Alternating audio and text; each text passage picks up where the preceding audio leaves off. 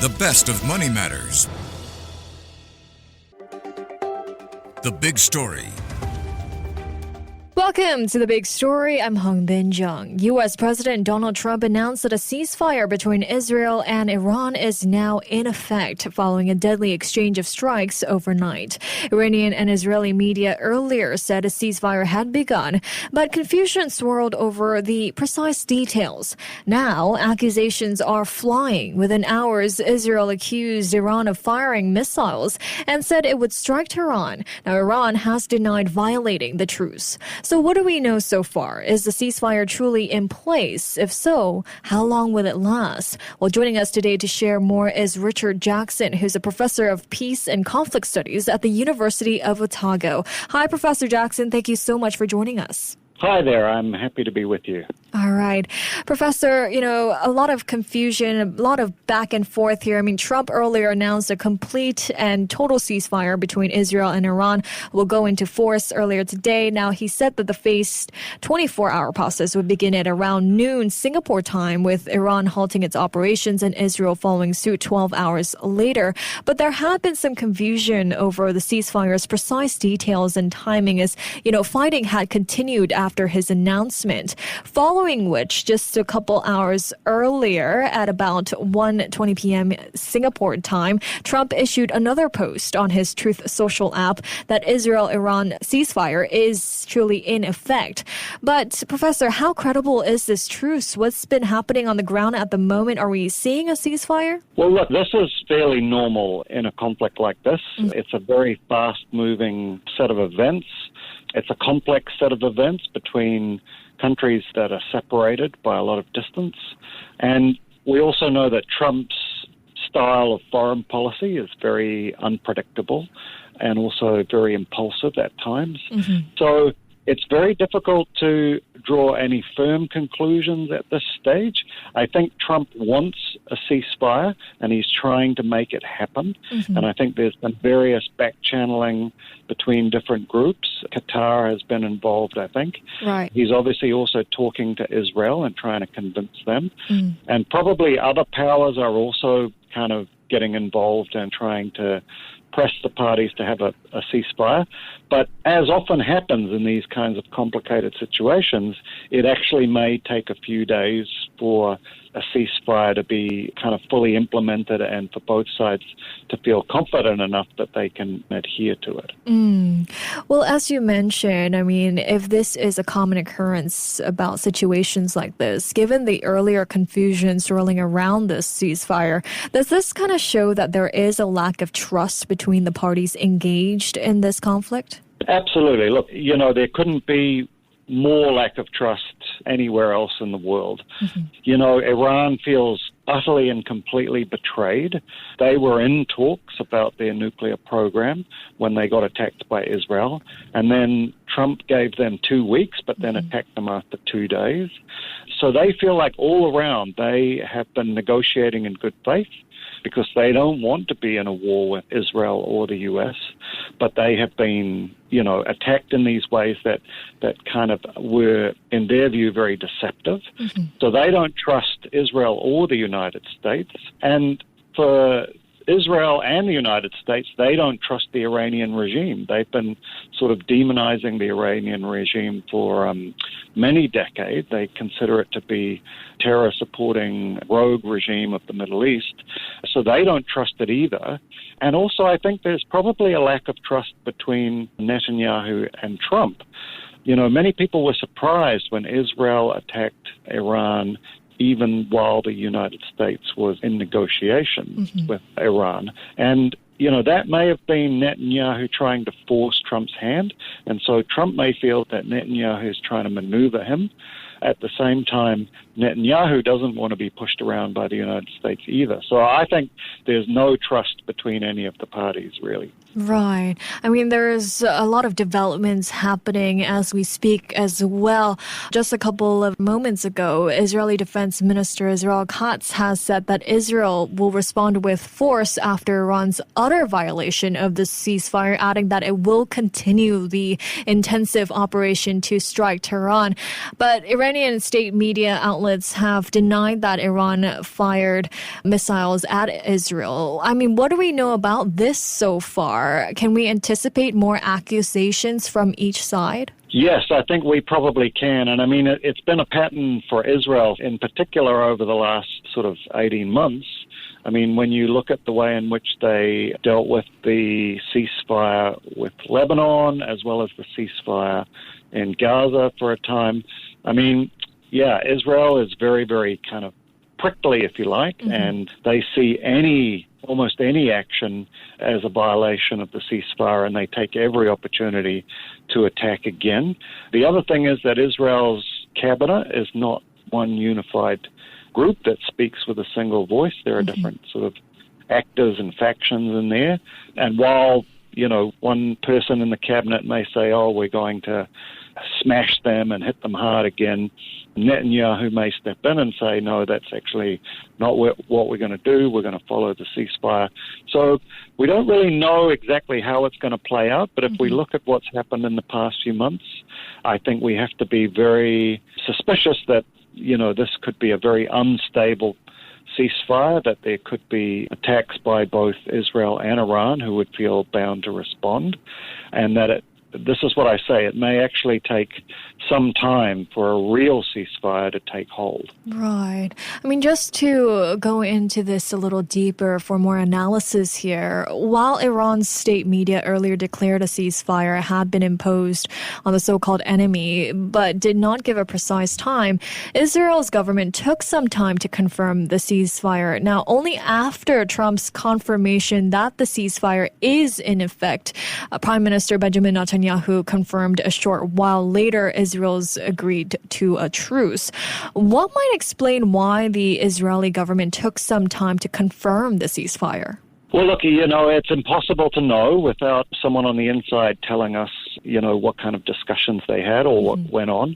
But I have a suspicion that, Israel doesn't really want to stop this war. They haven't quite achieved what they hoped, and they also have sort of vested interests in keeping the conflict going. I mean, in part because it's a huge distraction from what's happening in Gaza, and it kind of releases the pressure on Israel that was building and building and building over the genocide that they're conducting there. Netanyahu himself faces a criminal trial. He's also wanted by the International Criminal Court. So he's got a lot of legal problems. And then his coalition is starting to splinter as well. I think just before they attacked Iran, there was going to be a vote of no confidence. But now that they're in a war with Iran, obviously that all gets put aside. Right. And there's a kind of rally around the flag effect. So his interest is in keeping this whole thing going. He also, I think, wants to drag the United States into a sort of Middle East war where the sides are clear. It's Israel and the U.S. against the others. And also I think that there is a sort of long-term strategic aim there of they really do want to destabilize the Iranian regime and perhaps overthrow them and create a much more weaker entity, much like what happened in Iraq, so that Israel maintains its preeminence in that region. They don't want a regional rival. So there's all kinds of interests, I think, for Israel to keep the conflict going. So I've been kind of surprised that they even agreed to a ceasefire. And I'm thinking that maybe Trump's interests, which are not getting dragged into a Middle East war and perhaps pursuing a Nobel Peace Prize that Pakistan has suggested, has impelled him to put pressure on Israel to settle this. Okay. I mean, according to a CNN military analyst, if an Israel-Iran ceasefire comes into full effect, it could hold for at least a short period of time, as Israel believes it has achieved its goals and Iran needs time to regroup. What are your thoughts on this? I mean, how fragile is this so-called ceasefire, given the lack of synchronized public commitments from both Iran and Israel? What are the key signs to watch that it might break down or hold? Well, look, I think it's extremely fragile. I think it's fragile because, like I said, Israel's interests actually lie in continuing the war and trying to both undermine the Iranian regime and drag the United States into a regime change kind of war, and also to distract from what they're doing in Gaza and the occupied territories. And also to prevent Netanyahu from losing his political future. So they've got an interest in restarting this war. I think, by all accounts, none of this will have really seriously damaged Iran's nuclear program. They still have a lot of the material. They have all the knowledge that they need, and it wouldn't take them that long to restart. So that could be an excuse as well. Iran, for its part, I think, doesn't want to get drawn into a long battle against the world's greatest superpower and Israel, the regional superpower, because it knows that that could lead to the downfall of the regime eventually, and certainly cause a lot of damage and suffering and set back the economy and everything.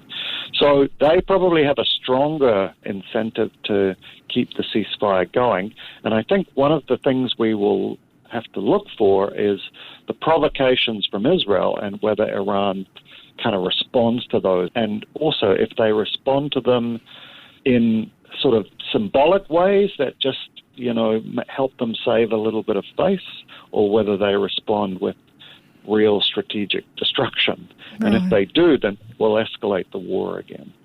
Well, despite your views that you see the ceasefire as fragile, looks like Trump has also gone as far as predicting that a peace agreement between Israel and Iran would be long-lasting, despite decades of enmity between them. So, what could make Trump's views plausible here? What could lead to a long-lasting peace between the two? Or is there any? Trump's views are totally not plausible. And, all we have to do is think back to the similar things that he said about Russia and Ukraine. He promised a peace agreement there on his first day in office. It's still not even close. I think he has an inflated view of what he can achieve and how simple these things are. He believes he can cut deals very, very easily. But the real world of international politics is far more complex than that, and I think that he's starting to perhaps see that, but he still hopes that with sheer force of will and the kind of rhetoric that he employs, and perhaps, behind the scenes there are promises or threats being made that he feels can force the parties into negotiating. But the history of relations between Israel and Iran are just so terrible over the last few decades. And Israel still has assets in Iran and is still capable of destabilizing the regime, and it's still able to attack them at any time. I can't see any easy solution to this. Certainly not with Netanyahu in power, because Netanyahu, for the past 25 years, has been basically calling for regime change in Iran and arguing that they are the greatest threat to peace in the Middle East and that they're developing nuclear weapons. That is not going to be settled in a month or a year or even 5 years of negotiations. A lot would have to change for a real peace settlement. Fair enough. Now, if the ceasefire doesn't hold, then, Professor, what's the most likely next step militarily for Israel and Iran? Could we be even looking at the start of a protracted, regional war? I think that the risk of a protracted regional war is very, very high. I think, the chances that other actors will start to get involved, that it will lead to Iran attacking shipping in the Gulf, which would then cause other nations to intervene. Much like when the Houthis started attacking ships, then there was a sort of international coalition of forces that went over there to try and protect those ships and attack the Houthis. The same thing would happen if Iran tried to close the Gulf. Britain is already moving forces into the region. So there would be a chance that a whole range of different actors could get involved. Probably what's a little bit more likely is just that there would be a sort of medium to low level continuing exchange of fire, the Iranians firing missiles regularly and Israel bombing them regularly. I don't know that either side would be willing to get involved in a sort of on-the-ground confrontation with troops. I'm not sure that we'd see that, but there might be fighting around the U.S. bases that are in Iraq and the other Gulf states. Yeah, it could be bad. It could get really terrible. And I think, the effects of that would be quite bad on the international economy, closing air traffic across the region, the slowing down of shipping and trade and so on. Oil prices would go up. I think, there could be a lot of bad consequences. Okay. Well, this ceasefire comes after a deadly exchange of strikes overnight. So would you say that the ceasefire is a big win for both sides? Are Israel and Iran both reaching their limits for continuing this conflict? No, I wouldn't say that at all. I think they could probably fight for several years. Okay. We know that Iran has got thousands upon thousands of missiles. They've had 40 years to kind of build their forces because they've always known that they are under threat, that both Western states and Israel would like to overthrow their regime. They saw what happened to Iraq, so they want to make sure that they are not in that position. And, the irony of this current war is that they have received the lesson very loud and clear that because they don't have nuclear weapons, they're vulnerable to attack. If you think about North Korea, they've actually got nuclear weapons. The U.S. would never dare to attack them. So Iran is probably thinking now, in the next few years, we have to get nuclear weapons, otherwise we are going to be vulnerable to being attacked again, which, is the opposite outcome to what the U.S. and Israel intended. I think there's a high likelihood that Iran will now engage in a clandestine nuclear weapons production program. Not for offensive purposes, but purely to try and make sure that they don't ever get attacked and invaded again. Right. Makes sense. Well, as you mentioned earlier, it looks like Qatar was involved in this as well. The Wall Street Journal reported that it was Qatar that secured Iran's agreement to the ceasefire. Why do you think Qatar was the one to broker the ceasefire? What does Qatar's role in brokering the ceasefire tell us about its growing influence in regional diplomacy? Well, look, I think Qatar has been quite influential. That's where I believe talks were hosted between Hamas and Israel. They've kind of played this role of trying to create, ceasefires and facilitate talks in the region. As a small state, they're very vulnerable. As a state that relies as well on the oil trade, they're very vulnerable.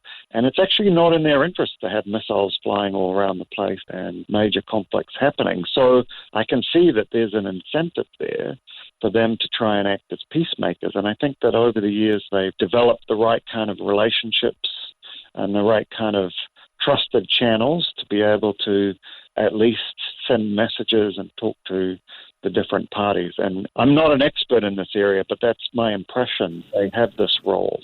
Right. Now, this all comes after President Trump took a gamble by inserting the U.S. into this worsening conflict between Israel and Iran.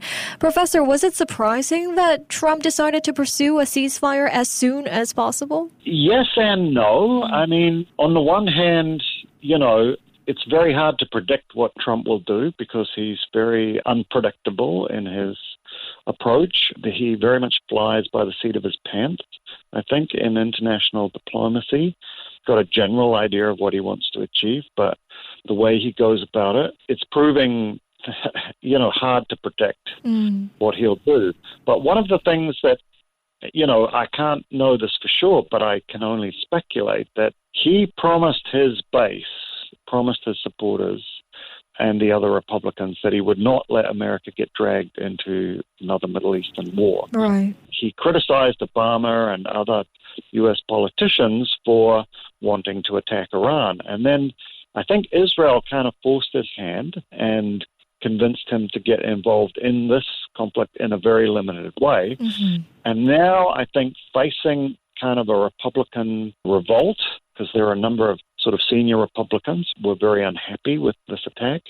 Some of them suggested that he had acted illegally, undertaking these actions without authority of Congress. And so I think behind the scenes, there's been a great deal of pressure to say, come on, Trump, you need to kind of get us out of this.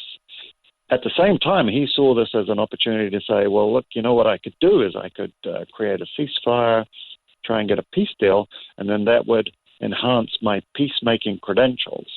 Similar to what I did between India and Pakistan, it make me seem like a good, noble peacemaker. Right. So maybe that's his thinking right at this moment, that, he wants to try and create peace, because he engaged in this symbolic action to pacify Israel, and it was a little bit symbolic. Those bunker busters that blew up that site only did so after Iran had taken out everything they needed. We saw the satellite images of the trucks taking out all the materials.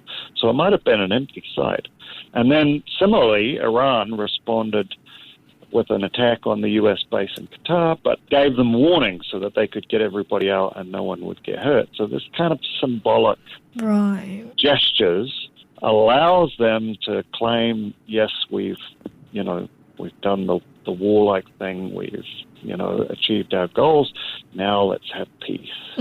So, there's a lot of theatre going on in this conflict at the moment as well. Right. Well, given the situation now, though, Professor, do you think Trump's high-risk strikes may have paid off, at least for now? Like I said, it's impossible to tell right at this moment. It's still very unstable. I think we will have to wait and see over the next few days and perhaps the next few weeks whether or not there can be enough trust, particularly between Iran and Israel, for the ceasefire to kind of take hold.